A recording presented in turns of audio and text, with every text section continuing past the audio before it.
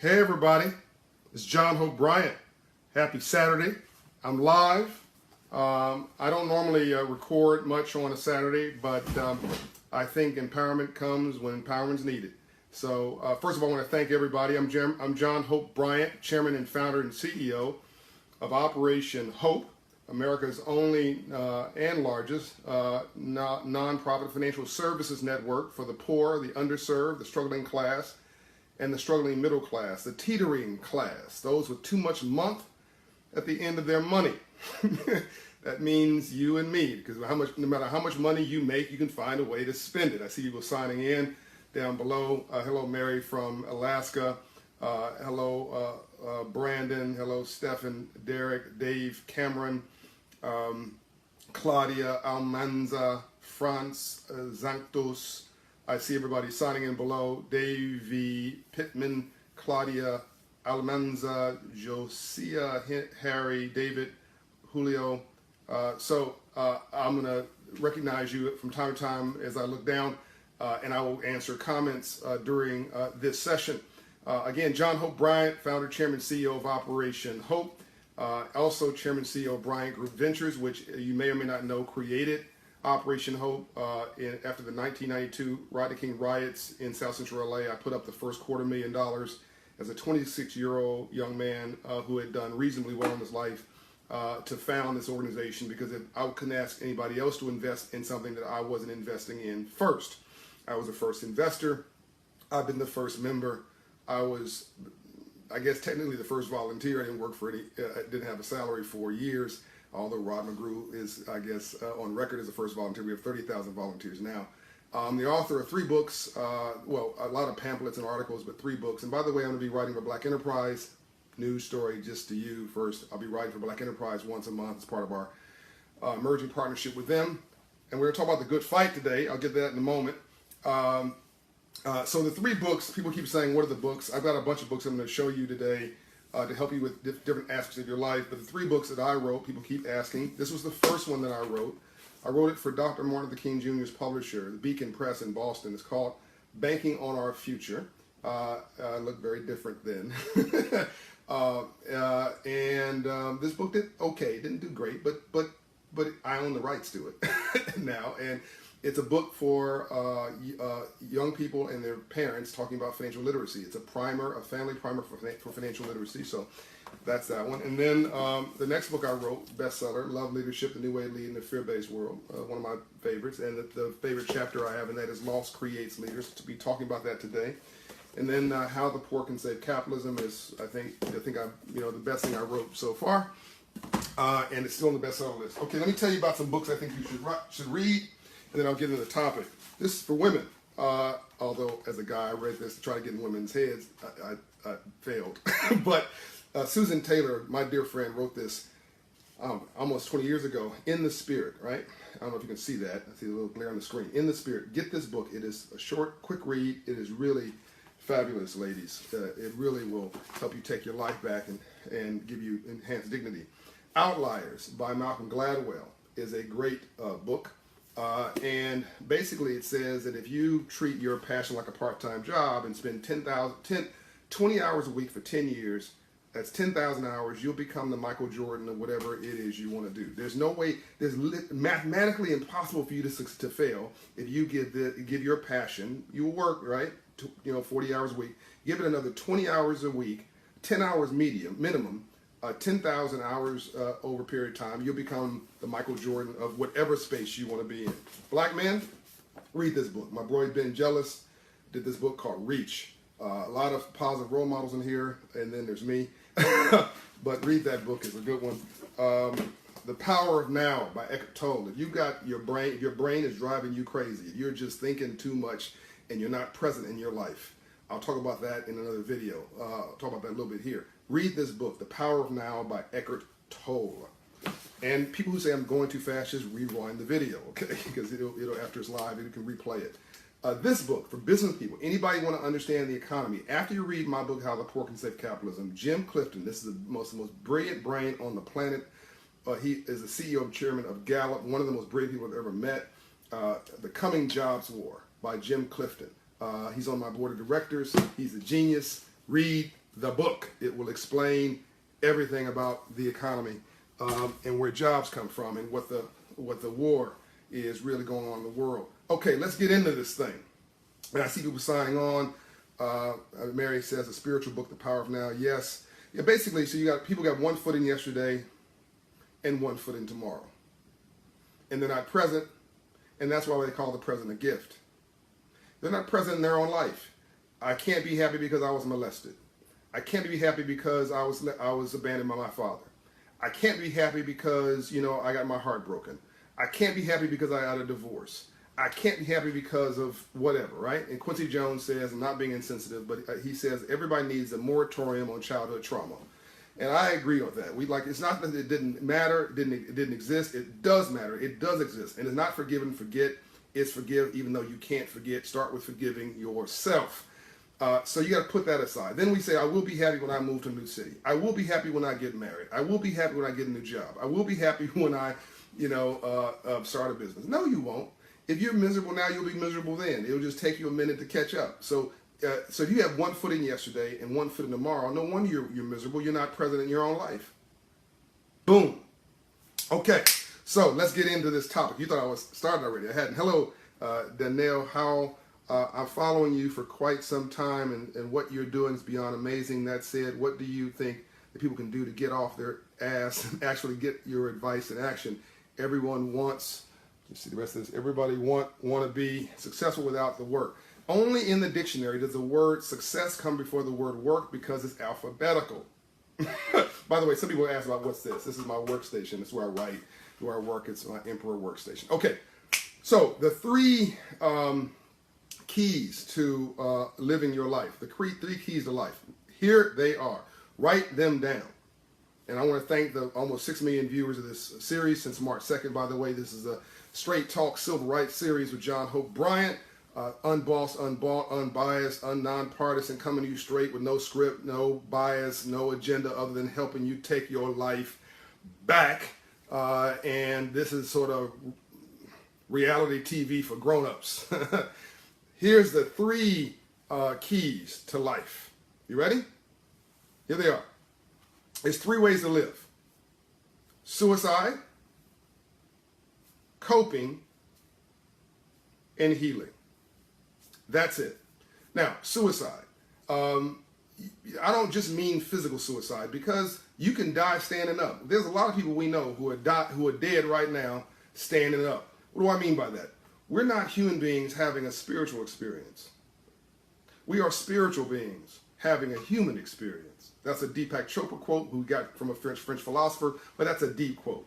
We're not human beings having a spiritual experience. We are spiritual beings having a human experience. By the way, what does all this have to do with Operation Hope? Everything. Because Operation Hope is about returning you back to yourself, returning you back to your God-given potential to take your life back, and then we're using finance, economics, and the free enterprise system to help you achieve your aspirations and set yourself free in the 21st century. And the new definition of freedom is self-determination.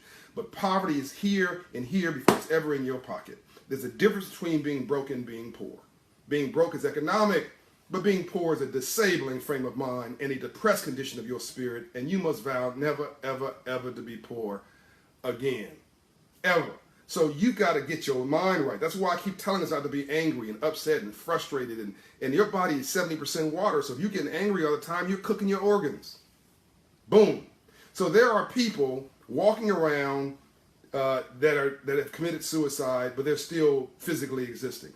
What the most dangerous person in the world is a person with no hope. The most dangerous person you'll ever meet is a person with no hope. But whether it's physical suicide, jumping off of a bridge because I've given up hope, I can't even relate that. I can't imagine things that bad, but I guess, it's possible that people have some chemical change in their brain and they think that there's just no hope. If they can just get beyond that moment, it'll be okay. But worse than that is being alive and feeling deadened, like nothing exists. So you have a lot of people whose get up and goes, got up and went. They're not cynical. They're not skeptical. They're cynical. They've given up hope, and they are dangerous to themselves and everybody else around them. That's one way to live. That's not the biggest piece, by the way. Then the second part is coping. And there's a lot of ways we cope. Shopping, drugs, alcohol. By the way, sexing, texting. I mean, living in your mobile device, not reflecting, not dealing with your drama, your crap, your mess. Do you know what an addiction is? An addiction in response to coping. An addiction is an emotion you cannot handle. An addiction is an emotion, or is in response to an emotion or is a response to emotions you cannot handle. An addiction is in response to emotions you cannot handle. So, by the way, most things in moderation are probably good for you. Alcohol in moderation will lower your blood pressure. Drugs in moderation are prescribed. A lot of things in moderation have a healthy, coffee in moderation is good for you. There's a lot of things in moderation that are good for you, but most things that you take over the edge will ultimately destroy you. So if you smoke, smoking is just bad, period. You drink one, let's deal with how this kills you. So you've got something eating away at you, you don't want to deal with it, right? You don't want to deal with your life. You just don't want to, so you want to find a way to make it go away. So you're going to take a drink. So you take one drink, and you find that after a while, one drink don't do it for you. So then you take two, and then you take three, and your body begins to become immune to the alcohol. So then you're taking a drink every chance you get, and then after a while, you've polluted your body. And what happens with a cup, right? If the cup, when you've got a hole in the bottom of the cup of your life, no matter how much you pour, it's not going to fill the cup. It's going right through the bottom. That's, by the way, depression made real in your life, which then leads to hopelessness, which then leads to death. Then you will kill yourself. This guy Wheezy, this rap artist who's drinking this syrup like nonstop, I hate to tell you, I hope he has an intervention strategy, because he won't last. I mean, he will not live a long life. You cannot do that to your body. You cannot do that to the God-given vessel. God gave you this body. God gave you the hands and mouth and lungs. And by the way, he gave you 2 ears and 1 mouth, so you listen twice as much as you talk. He gave you this mind, the spirit, and he wants you to take care of. This is your temple. But we treat our car very often more than we treat our body. We treat our computer. We treat our mobile device. Hold on. We treat this our mobile device better than we treat our body. We're more obsessed with this than we are with our own health. I work out every morning. I drink water all day. Thank you, Natasha, for forcing me to drink water. And you got to take care of yourself. I look at all these books in my office. I read all the time. You got to exercise your brain, exercise your life, right? But people who are depressed are just just drowning themselves. They are pouring into a cup with no bottom, and ultimately that cup will overflow because there's just too much liquid going in, or it's going to saturate you and it will kill you. So that's a second way to live. And by the way, that's about 85% of the U.S. population coping, not dealing with their crap, and finding a way to offset that so they don't have to reflect on the real pain in their lives. Which leads me to the third thing. And by the way, what is anger? If nothing more than a pain that you refuse to deal with. All anger is you not saying, I feel hurt. I'm disappointed. You've hurt my feelings. You saddened me. Something's happened to me. And versus being vulnerable, dealing with our stuff, we want to, get our chests up. We want to, yo, man, what's up? What's up? We want to get angry, right? And by the way, hurt people. By the way, all you're doing is killing yourself. Because again, your body is 70% water. Because if you're raising the temperature all the time, you're cooking your organs. Which leads me to the third way to live. You ready? It's to heal. The only way to really live sustainably is to heal. That's why I keep talking about this depression piece. That a quarter of the world's population have some mental illness. I think that 70% of my black people, who I love so much, we've been doing so much with so little for so long, we can almost do anything with nothing. We've gone over it, around it, through it. We've gone through the valley of death and trauma and drama and slavery, and still we rise. That's amazing. But we're not dealing with our stuff. And we're not healing in the way we need. And too many of us see ourselves as victims. And look at the nature of some of our leaders who have sold us a victim mentality and convinced us that we can't do anything and that somebody else has their head on our neck and then we can't succeed, which is wrong. we can set ourselves free. But I think because of 250 years of slavery and 100 years of Jim Crow that ended in our parents' lifetime and in some of our lifetime in 1965, 1970, I think that 70% of black Americans are clinically undiagnosed depressed. Boom. There's nothing wrong with us. Nothing. But we have got to get our lives back. We've got to commit ourselves to healing. So whether you're black, white, red, brown, or yellow, this relates to everybody, by the way. Everybody. Because most people I meet are not comfortable in their own skin. People say, well, John, what are you most proud of? It's not an award. It's not the thing that Oprah Winfrey gave us, which I'm honored. The Use Your Life Award. It's not the being honored by presidents or advising the last 3 presidents. All that's wonderful. It's fantastic. And renaming the Freedmen's Bank building, which I'm extremely proud of. No. I'm most proud of being reasonably comfortable in my own skin. Am I comfortable in my own skin? No. Nobody's comfortable in your own skin because you're insecure, because you've got drama, you got trauma, you got BS inside of you. All of us do, including me.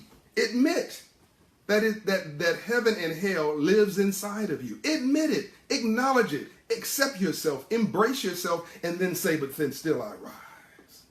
I'm not defined by my tragedies. I'm defined by my ability to overcome them. Life is 10% what life does to you and 90% how you choose to respond to it. What's your response going to be?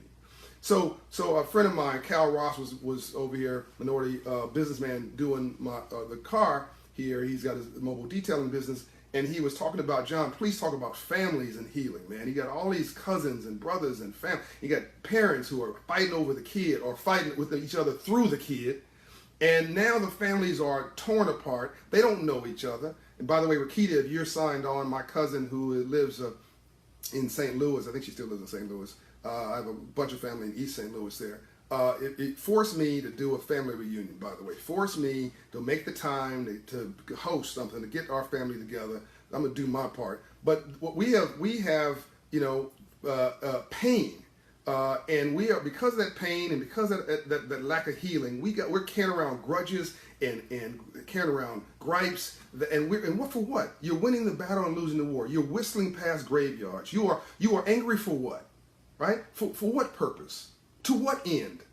You're angry, going to hurt them? No, you're just hurting yourself, and you're robbing yourself of the beauty of that relationship of what could be.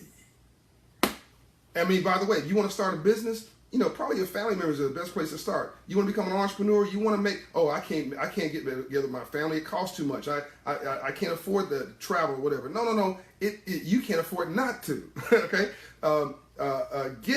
Because when you can heal with your family and then you have trust and you have no drama, right? That is your best partner, potentially. That's your best investor. My sister, Mara Hoskins, invested in one of my early businesses and didn't pay her back. I need to tell her that. My mother, Juanita Smith, invested in one of my early businesses. I did pay her back because she would never let me forget it. It was my family that were my first investors in my ventures, but we had to have a good relationships. Nobody's going to give you an investment if they don't like you, they don't trust you, they don't respect you. So there are many ways for you need to heal, but the primary one is the gift you give yourself. You cannot live your life. I can't love anybody else unless I love me first. If I don't like me, I'm not going to like you. If I don't feel good about me, I'm not going to feel good about you. If I don't respect me, I'm not going to respect you. If I don't love me, I don't have a clue how to love you. And here's the big one. If I don't have a purpose in my life, I'm going to make your life a living hell. Because whatever goes around, comes around. So there's 3 ways to live, folks. Suicide, coping, and healing, which requires you dealing with your mess. And when you start dealing with your mess and you start healing, you'll find that while it's painful in the short term, you'll find that rainbows follow storms. You cannot have a rainbow without a storm first. You'll find that you feel better about yourself. You'll find that you've set yourself free. You'll find the stress leaving your shoulders. You'll find that I used to walk around my ass tight all the time years ago. My rear end was tight because I was trying to be perfect, right? There's no perfect, right? But I was trying to be all my body was tensed up, right? I just had to cut myself a break. Forgive me, right? Because God knows your drama. Who are you trying to fool, right? Who you trying to fool? I'm talking to me, not you. I was trying to fool somebody. I tell my whole story in Love Leadership and all of my drama. By the way, be proud of your drama. Be proud of your failures. I said in a quote earlier today, I would be a failure if not for my failures. Okay, 3 ways to live. And healing is the only way through it. And, a couple of the books I showed you are Great Pathways to Healing. In the Spirit by Susan Taylor. The 7 Spiritual Laws of Success by Deepak Chopra. Mere Christianity by C.S. Lewis from the 1940s. The Mere Christianity, The Power of Now by Eckhart Tolle, which I showed you. And I got a bunch of other books here. But first of all, read a book. Okay? Read a book. If you want to hide money in your house, hide it in a book. Because crooks don't read. Okay? So we need to learn to read again. We need to make smart sexy again. But we gotta get back to the basics. And the reality is, this is your vessel. This is your primary investment, right? And don't give this so much credit. I want you to learn everything you can. But this is a GPS device. The soul, your intuition. Women, you meet a guy. I want you to put the statement in here, right? You meet a guy. I'm gonna do a whole thing on relationships at some point. By the way, this is just an aside. I love this one. So women and men, we sort of operate a little differently. Men learn to love the women they're attracted to, and women become attracted to the men that they love. Now, there are exceptions to that rule, because some women have more male chromosomes than others, some men have more female chromosomes than others, than other men. But generally speaking, that rule applies. So of course we end up missing each other a little bit, but we need each other. We're all connected. But here's the beauty of a woman, because a woman is closer to God than man. She gives life, like my friend Chelsea Clinton. Yay, Chelsea! Congrats on your baby today. You give life. Men can't give life. If it wasn't for women, there'd be no men. And women are emotional creatures, so they're closer to God because of that. And women have a women's intuition, right? Men have it too. It comes to us with what we call a gut feeling, but women have a women's intuition. And when you meet a guy, you're out with your man, and you say, baby, he ain't no good. And your guy says, what are you talking about? Why are you judging that guy? You don't even know him. Baby, I'm just telling you, he ain't no good. Ladies, tell me whether I'm right or not. He ain't no good. I'm just telling you, I got a bad feeling about him. And then 4 weeks later, you see him on the front page of the newspaper doing something horrible, like abusing a child or something, right? See, there we go. See, women, no. He ain't no good. I'm just telling you, he ain't no good. That's a women's intuition. As God speaking to you and through you, all you are, Quincy Jones is a terminal. This is Quincy Jones' quote. I try to give quotes where I can, credit for quotes when I can. Quincy Jones told me, we are terminals for our higher power. Reverend Murray said, we're just transparent to God's will. We're terminals, right? So how do you become enlightened? You get in the light and you sit down in it. You find the light, an enlightenment, and you sit down within it, right? And that's what we're talking about. That healing is that pathway to get there, because you cannot have growth without legitimate suffering. You cannot have growth. You cannot have growth without legitimate suffering. So anybody avoiding their pain and blaming on somebody else, I feel sorry for you. You went in the battle and losing the war. And so women, when you get that intuition, don't let your mind overrule the women's intuition. Do not. This will be wrong. This will be right. This will be wrong at least 50% of the time. This will be right 100% of the time. Your intuition will never fail you.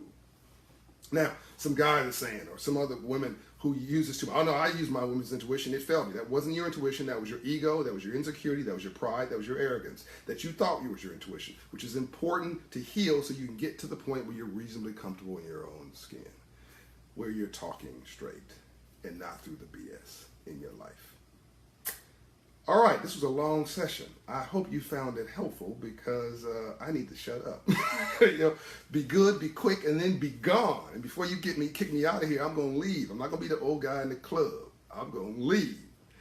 All right, 6 million people almost listen to this rhetoric of mine. I hope I'm adding value. All right, let me see if I can take some of the questions. Aubrey Haynes, listening to you is such an inspiration. I've recently graduated with my associates and presently working on a BA. I'm working on releasing the bad in my life. I do agree that it's a battle. See that I will win. God bless you, Aubrey. Just take your life back. Cheryl, Daniel, Cheryl was with me like, viewer number 1, right? Cheryl was a bad sister. So almost 6 million views later. Thank you, Cheryl. Tell all your friends, as you always do. Monel, let every session is helpful for me. Thank you. I appreciate that. You know, there's a whole video series that I'm compiling in this library to really help set people's lives free. This new civil rights series, Take Your Life Back, from civil rights to civil rights. Civil rights was in the streets, civil rights will be in the suites, civil rights was about raising the color line, civil rights is about class and poverty. Whether you're white, black, red, brown, or yellow, you want to see some more green, but it starts with taking your life back personally and returning you back to yourself, which is our mission, both at Operation Hope and Global Dignity. Debbie Pittman, can't wait to pick up these books. Oh, good. Let me know what you think, Debbie. France Zantus, we should also know the difference between the right thing to do and the wrong. Okay, remind me to do a video on the difference between right and wrong and good and bad. I'm not gonna pollute this message with another one, but there's a big difference between right and wrong and good and bad, and I'm happy to unpack that if you vote that you want me to do that. Jonathan Green, what suffering did whites go through prior to their rise? Come on, man. I mean, everybody has been enslaved, had their some people you meet that you think are white are Polish and they got their rear end kicked. Italians were oppressed and got their rear end kicked. Jews have, you meet somebody who's Jewish, you just think that they're, whatever, that they're still getting their rear end kicked, right? Look, let's stop this, right? By the way, you're part white. Whoever, Jonathan, and I'm not jamming you up, I'm just saying, let's stop this. When you say, you're probably offended when I say that, but I'm part white, right? I'm 71% Cameroon. I've done my DNA test. This skin color, what you're looking at, matters not. This is about the sun hitting your body where you are in the world, right? Over hundreds and hundreds of years. I'm 71% Cameroon, African. I'm 26% European. And the rest is Asian, Indian, and other. So if I hate white people, I hate myself. If I hate black people or Africans, I hate myself. If I hate my Latino brothers, I hate myself. If I hate Asians, Indian, and everybody else, I hate myself. It's completely ridiculous, this debate about white and black. We are all God's child. And people have experienced pain in different ways. By the way, black people put folks sold into slavery just as much as, in fact, blacks and Arabs and Indians, as East Asian Indians, sold blacks into slavery in Africa before Europeans did. So it's not one is better than the other, but there's the bum factor everywhere. Let's get out of this blame game and take our lives back. And if somebody has messed up with God, they're going to get theirs, right? So it's all these folks, all the slavery thing. I watched the movie, The Free State of Jones, a couple days ago with Ambassador Andrew Young. Unbelievably good, unbelievably painful to watch. But you know what? Those people will win a battle, they're going to lose a war. That is not going to last. Okay, sorry for that little tangent. Jonathan, please, I'm not talking to you, man. You just triggered me, all right? We just get off this race thing. We're all in this mess together. How do we get the urge to get reading habits slow? How do we get you get the urge to get reading habits slow readers? It makes me sleepy. Henry, I don't know what to tell you about that, brother. I just slow myself down and understand this is important. It's like reading. Reading is like eating to me. Knowledge is everything. So you have to eat right, you have to read, and you've got to read a lot. Susan Johnson Jackson, how do you monetize your gifts and talents? There's a bunch of other videos I've done in this series to talk about that, so I won't waste time here with that. Spirit Pink, no, keep talking wisdom and knowledge, can't too much. Thank you very much. You do know when to leave, and I do know when to leave. It's going to be soon. I'm going to finish this soon. Al Ferreira, is the perception of yourself that counts? Yes, it's the perception of you that counts. Reverend Murray once said, it's not what people call you, it's what you answer to that's important, and never answer out of your name. And then I added, to argue with a fool proves there are two. Arquetta Sample, thanks, I've decided to follow my dreams and become a motivational speaker. Good. Tony Caston, you should do DVDs. Okay, maybe all things in time. Sheila Nunes, yes, please do a focus on relationships and the benefits of economics in right relationships. Yeah, when you hook up with somebody and you think you're in love, and maybe you are in love, run their credit score. Have the brother or the sister show you their credit. My daddy used to call it credit. Yeah, I want to make sure your credit is right? Make sure you run a credit score. You guys have to have a financial conversation, because you could be marrying an economic train wreck, right? And that's the number one cause of divorce is money. Number one. Black business on the rise in Mississippi, that's good. Mary, the layers from the past that remain on the subconscious level are what I'm trying to work through. I'm so glad you're able to admit that, Mary. That's fantastic. Having a strong faith in God is the only way to get through it. I agree with you. Demond Taylor, there's a million other questions running through my head. It would be great if you could visit Fresno, California. This city's black community has been in dire need of motivational uprising. I'm coming to Fresno. More importantly, our workers coming to Fresno. We're opening an office a week on average of Hope Inside for adults, Hope Business in the Box Academies, Hope Coalition America offices.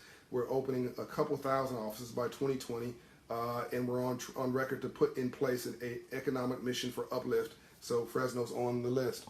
All right, you guys should be tired of me now. Hey, Tiffany Greer joined. You just logged in. You can go back and watch it because you know you'll be domiciled. Claudia, I heard that. Tell the truth and shame the devil. So ridiculous. Folks are folks, and the sooner we start accepting each other, is the sooner that we will reach our human potential of coexisting. I can relate a lot to the things. This is Spirit Pink, to a lot of the things you were saying presently in my life. You are an inspiration to me because I'm always in search of knowledge. Thank you so much. Reading is like food. You get to eat it. You get to eat it and become your best man. A hint that was Spirit Pink again. Henry Jackson, Kevin Locke. Will you invest in a Mississippi business? I'm invested out, man. I mean, sometimes I invest on cloud platforms and businesses that I like, but I got so many people who I know who want me to invest in their businesses, and I've invested mostly in Operation Hope. I got more things that need me than I got the money to put into them. But invest in yourself. I'm already investing in you. You're not paying for this. And my speeches are $25,000 for a 45-minute speech. And I've been running my mouth at you for at least 20 minutes. Okay, you're probably tired of me, but this is you can monetize what I'm telling you, right? And my speeches are $25,000 for 45 minutes domestically. That's what before expenses. This is free to you. I'm not charging a thing. And I do a whole series. I'm breaking down life and unpacking it. Take this and then monetize it in your life. And watch it with your family. Nicole Wheeler, you are mama manna for the soul. Oh, thank you very much. Alice Mulisa, what a beautiful name. Hey, from South Africa. She has a daughter who races. And I love auto racing. Nice listening to you live. First time was a great lesson. I'm going back to watch the 24 Hours of Le Mans. I'll be joining you watching that. Zena Knox, no need. You need a school. I need to go to school, or I need to stand up a school. I think that you were telling me I need to stand up a school. I think that's nice. Okay, love you guys. I'm out. Kingpin, Villain, you're a blessing from God. Thank you. Al Ferreira, Vincent, Anthony Williams. Will you be coming down to Miami? Yes. Ken Darrow, Kent Bacon. Cheryl, Trina. Okay, love you guys much. Janie, Buckley Jones, love you much. Take your life back. 3 ways to live. It's suicide, coping, and healing. Commit yourself to healing. Rainbows only follow storms, and loss creates leaders. Take your life back. I'm out.